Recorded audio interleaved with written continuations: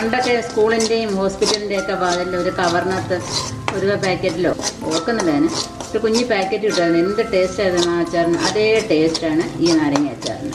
Hello നമസ്കാരം, എല്ലാവർക്കും മിനിസ് life സ്റ്റൈലിലേക്ക് സ്വാഗതം. ഇന്ന് നിങ്ങളോട് ഷെയർ ചെയ്യാൻ പോകുന്ന വീഡിയോ ഒരു നാരങ്ങ അച്ചാറാണ്.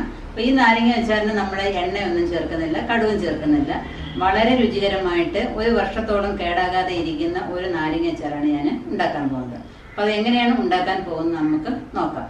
അപ്പോൾ അതിന് മുമ്പായിട്ട് നിങ്ങൾ ഇതുവരെ എൻ്റെ ചാനൽ സബ്സ്ക്രൈബ് ചെയ്തില്ല എന്നുണ്ടെങ്കിൽ ഒന്ന് സബ്സ്ക്രൈബ് ചെയ്യാൻ മറക്കരുതേ.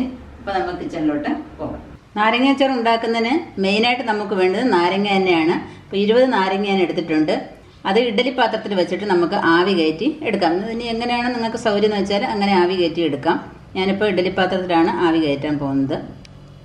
ഇഡ്ഡലി പാത്രം എടുത്തിട്ട് ഇപ്പോൾ ഇതേപോലെ കുഴിയുള്ള ഈ ഇതില്ല എന്നുണ്ടെങ്കിൽ ഇതിനകത്ത് ആദ്യം വെള്ളം നിറയ്ക്കണം കേട്ടോ. ഒരു ഗ്ലാസ് വെള്ളം അതിനകത്ത് ഒഴിക്കുക. അതിലോട്ട് ഈ നാരങ്ങ പറക്കിയിടുക. ഇങ്ങനെ ഒരു കുഴിയുള്ള ഇതില്ല എന്നുണ്ടെങ്കിൽ നിങ്ങളൊരു പ്ലേറ്റ് വെച്ചാലും മതി. ഒരു 5 മിനിറ്റോളം ഇതിന് ആവി കൊള്ളിക്കാം. നമ്മുടെ നാരങ്ങ ആവി കയറ്റി വെച്ചിട്ടുണ്ട്. അത് അങ്ങ് പൊട്ടിപ്പോയി അതിൻ്റെ ചാറെല്ലാം അങ്ങ് പോകരുത്. ആ രീതി വേണം ഇത് ആവി കയറ്റി എടുക്കാനായിട്ട്. അപ്പോൾ എല്ലാം ഇങ്ങനെ ആവി കയറ്റി അതിൻ്റെ വെള്ളമൊക്കെ പൂക്കി ഇങ്ങനെ വെച്ചിരിക്കുകയാണ്. പിന്നെ അത് നീളത്തിൽ വേണമെന്നുണ്ടെങ്കിൽ നീളത്തിൽ അരിയാം. അതല്ല ചെറുതായിട്ട് അരിയണമെന്നുണ്ടെങ്കിൽ ചെറുതായിട്ട് അരിയാം. അപ്പോൾ അത് നമുക്ക് അരിഞ്ഞുകൊണ്ട് വരാം. അപ്പം അതിനാവശ്യമായ സാധനങ്ങൾ നല്ല ഒരു കുടം വെളുത്തുള്ളി എടുത്തിട്ടുണ്ട്, ഇഞ്ചി ഒരു കഷ്ണം ഇഞ്ചി എടുത്തിട്ടുണ്ട്, 3 പച്ചമുളക് എടുത്തിട്ടുണ്ട്, ആവശ്യത്തിന് കറിവേപ്പില എടുത്തിട്ടുണ്ട്. ഇനി മസാലയൊക്കെ പുറകാലെ കാണിച്ചു തരാം. അപ്പോൾ നമുക്ക് ഈ നാരങ്ങ കട്ട് ചെയ്ത് കൊണ്ടുവരാം. നാരങ്ങ തണ്ട ഇങ്ങനെ നീളത്തിൽ അരിഞ്ഞെടുക്കാം. അങ്ങനെ 2 പീസാക്കിയിട്ട് അതിനെ ഒരു 3 പീസാക്കി മാറ്റാം. ഇങ്ങനെയാണ് അരിയുന്നത്. ഇതിലും ചെറുതാക്കണമെന്നുണ്ടെങ്കിൽ അതുകൂടെ കാണിച്ചു തരാം. ഈ രൂപത്തിൽ അരിഞ്ഞെടുക്കണം. അപ്പം അങ്ങ് തീരെ പൊടിയായി പോകും. ഇങ്ങനെ അരിഞ്ഞാലും മതി. ഇതിൻ്റെ സീഡൊക്കെ അങ്ങ് മാറ്റി വെക്കാം. നാരങ്ങയെല്ലാം നല്ല നീളത്തിൽ അരിഞ്ഞു വെച്ചിട്ടുണ്ട്. അതിൻ്റെ കഴിവിൻ്റെ പരമാവധി അതിൻ്റെ അരി എല്ലാം മാറ്റിയും വെച്ചിട്ടുണ്ട്. ഇനി നമുക്ക് അച്ചാറിടാനായിട്ട് തുടങ്ങാം. ഈ അച്ചാറിൻ്റെ പ്രത്യേകത ഞാൻ നേരത്തെ പറഞ്ഞിട്ടുണ്ടായിരുന്നു. ഇതിനകത്ത് എണ്ണയോ കടുകോ ഒന്നും ഉപയോഗിക്കുന്നില്ല. അപ്പം ഇത് എങ്ങനെയാണ് തയ്യാറാക്കുന്നതെന്ന് നോക്കാം. ഇത് വിദേശത്തൊക്കെ നമ്മൾ എവിടെയെങ്കിലും പുറത്തൊക്കെ ഉള്ളതൊക്കെ കൊടുത്തുവിടാൻ പറ്റിയൊരു അച്ചാറാണ്. കാരണം എണ്ണയൊന്നും ഇല്ലാത്തത് കൊണ്ട് കുപ്പിയിൽ നിന്ന് ഒലിച്ചു പോകുമെന്നും ഉള്ള വിഷമമൊന്നും വേണ്ട. അപ്പം 3 സ്പൂൺ ഉപ്പ് ഇട്ടിട്ടുണ്ട്. നമ്മുടെ നാരങ്ങയുടെ അളവിനനുസരിച്ച് നമ്മൾ ഉപ്പെടുക്കുക. അതിനകത്ത് ഒരു 1/2 കപ്പ് വെള്ളം ഒഴിച്ച് ചൂടാക്കണം. വീണ്ടും ഇതിനെ ഉപ്പാക്കി എടുക്കണം.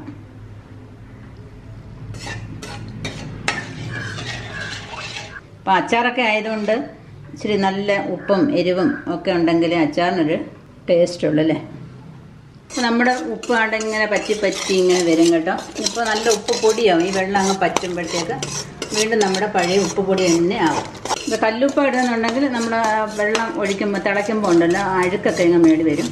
അപ്പോൾ അഴുക്കൊക്കെ അങ്ങ് മാറ്റിയിട്ട് ഇങ്ങനെ വീണ്ടും ഉപ്പാക്കി മാറ്റിയെടുക്കണം. അപ്പോൾ നമ്മുടെ ഉപ്പ് ഇങ്ങനെ ആയി വരുന്നുണ്ട്.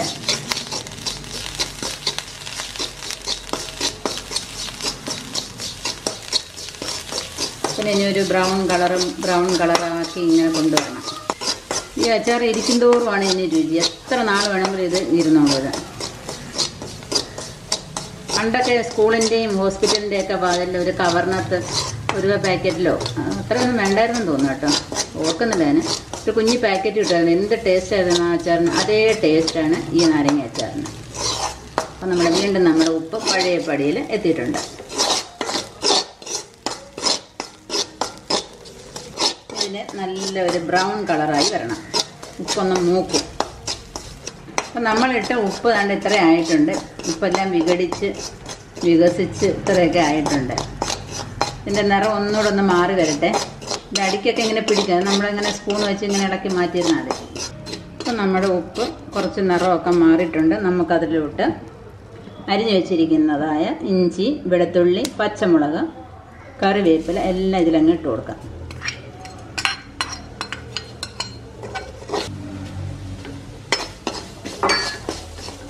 ഇനി ഉപ്പിൽ തന്നെ കിടന്ന് അതിൻ്റെ എല്ലാം വെള്ളം ഒന്ന് പറ്റണം.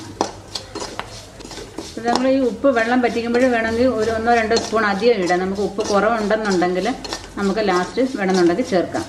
ഈ അച്ചാറിടുന്ന രീതി എനിക്ക് പറഞ്ഞു തന്നത് ഞങ്ങൾ സർവീസിലായിരിക്കും. കല്യാണം കഴിഞ്ഞൊക്കെ ചെന്ന് എബിനൊക്കെ ആയൊക്കെ സമയത്താണ് എനിക്കൊരു കൂട്ടുകാരി ഉണ്ടായിരുന്നത്, ഷീലയാണ് ഈ അച്ചാർ ഉണ്ടാക്കുന്ന രീതി പറഞ്ഞു തന്നത്. പിന്നെ ഞാൻ എപ്പോഴും അച്ചാറിട്ടാലും ഇങ്ങനെ തന്നെ ചെയ്യുമായിരുന്നു.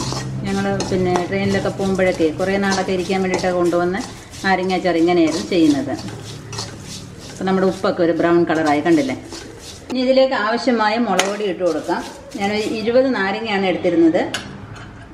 അപ്പോൾ അതിനൊരു നല്ല 3 സ്പൂൺ മുളക് പൊടി ഇടാം. 20 നാരങ്ങയ്ക്ക് നല്ല 3 സ്പൂൺ, അതായത് 3.5 സ്പൂൺ ഇടാം. 3.5 സ്പൂൺ മുളക് പൊടി ഇട്ടിട്ടുണ്ട്. 1/4 ടീസ്പൂൺ മഞ്ഞൾപ്പൊടി, 1/4 ടീസ്പൂൺ ഉലുവാപ്പൊടി, 1/4 ടീസ്പൂൺ കായപ്പൊടി. ഇതെല്ലാം കൂടെ അതിലിട്ടിട്ട് അതും ഒന്ന് നല്ലതുപോലെ ഇളക്കുക. അത് ഉപ്പിനകത്തിട്ടിട്ട് നല്ലതുപോലെ ഒന്ന് ചൂടാക്കണം. ഇതെല്ലാം നല്ലതുപോലെ ഒന്ന് ചൂടായതിന് ശേഷം 1/2 കപ്പ്, ചായക്കപ്പിനാണ് എടുത്തിരിക്കുന്നത്, വിനീഗർ അതിലേക്ക് ഒഴിക്കുക.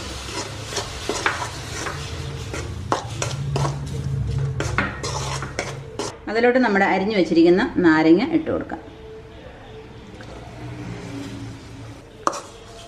നല്ലതുപോലെ ഇളക്കി യോജിപ്പിക്കുക. അപ്പോൾ നമ്മൾ എടുക്കുന്ന സാധനത്തിനനുസരിച്ച്, നമ്മുടെ നാരങ്ങയുടെ അളവിനനുസരിച്ച് ഈ മുളകിൻ്റെയും മറ്റുള്ള സാധനങ്ങളുടെ അളവ് കൂട്ടിയോ കുറയ്ക്കുകയോ ഒക്കെ ചെയ്യാം. കണ്ടല്ലോ, എണ്ണ എന്ന് പറയുന്നതിനകത്ത് ചേർത്തിട്ടില്ല. ഇത് ഉടനെ എടുത്ത് ഉപയോഗിക്കരുത്. ഒരു 10-15 ദിവസം കഴിഞ്ഞിട്ടേ ഇത് ഉപയോഗിക്കുക. എത്ര നാൾ വേണമെങ്കിലും ഇത് ഇരുന്നോളും കേട്ടോ. ഒന്ന് ചൂടായതിന് ശേഷം നമ്മുടെ ഗ്യാസ് ഓഫ് ചെയ്യാം. അപ്പോൾ ഞാൻ നാരങ്ങ എല്ലാം നീളത്തിലാണ് അരിഞ്ഞിരിക്കുന്നത്. ഏത് രീതിയിലാണോ അരിയുന്നത് ആ രീതിയിൽ തന്നെ അരിയണം. ഒന്നേ നീളത്തിലാണെങ്കിൽ നീളത്തിൽ, അല്ലെങ്കിൽ കുറുക്കയാണെങ്കിൽ കുറുക്കെ, ഏതാണെന്ന് വെച്ചാൽ അതൊക്കെ അവനവൻ്റെ ഇഷ്ടമാണ്. അപ്പോൾ നമ്മുടെ അച്ചാർ റെഡി. അപ്പോൾ നമ്മുടെ നാരങ്ങ അച്ചാർ കണ്ടല്ലോ, നല്ല അടിപൊളി നാരങ്ങ അച്ചാറാണിത്. തീർച്ചയായിട്ടും നിങ്ങളൊന്ന് ചെയ്ത് നോക്കണേ. എങ്ങനെ ഇതുപോലെ തന്നെ പല അച്ചാറും ഞാൻ ചെയ്തിട്ടുണ്ട്. വെളുത്തുള്ളി അച്ചാർ, മീൻ അച്ചാർ, ബീഫ് അച്ചാർ, നോർത്ത് ഇന്ത്യൻ മാങ്ങ അച്ചാർ, സൗത്ത് ഇന്ത്യൻ മാങ്ങ അച്ചാർ, അങ്ങനെ കുറേ അച്ചാർ. അതിൻ്റെ എല്ലാം ലിങ്ക് താഴെ കൊടുത്തേക്കാം. തീർച്ചയായിട്ടും നിങ്ങളൊന്ന് കണ്ടു നോക്കുക. അപ്പോൾ നമ്മുടെ അടിപൊളി നാരങ്ങ അച്ചാർ റെഡി ആയിട്ടുണ്ട്. തീർച്ചയായിട്ടും നിങ്ങൾ ഇതുപോലെ ഒന്ന് ചെയ്ത് നോക്കണം. ഇതുപോലെ ചെയ്താൽ പിന്നെ നിങ്ങൾ എണ്ണയൊന്നും ഉപയോഗിക്കാത്ത ഈ നാരങ്ങ അച്ചാർ മാത്രമേ ജീവിതത്തിൽ ചെയ്യുള്ളൂ. അപ്പോൾ നിങ്ങൾക്ക് ഇഷ്ടപ്പെട്ടുന്നുണ്ടെങ്കിൽ ലൈക്ക് ചെയ്യാനും ഷെയർ ചെയ്യാനും മറക്കരുത്. അതുപോലെ തന്നെ സബ്സ്ക്രൈബ് ചെയ്യാൻ ഒട്ടും മറക്കരുത്. സബ്സ്ക്രൈബ് ചെയ്യുമ്പോൾ തൊട്ടടുത്തുള്ള ബെൽ ഐക്കണും കൂടെ ഒന്ന് ക്ലിക്ക് ചെയ്തേക്കാം. അപ്പോൾ ഞാൻ ഇന്ന് വീഡിയോസിൻ്റെയൊക്കെ നോട്ടിഫിക്കേഷൻ യഥാസമയം നിങ്ങൾക്ക് വരുന്നതായിരിക്കും. അപ്പോൾ അടുത്ത വീഡിയോയിൽ കാണുന്നതുവരെ ഞാൻ ലിനി. നന്ദി, നമസ്കാരം.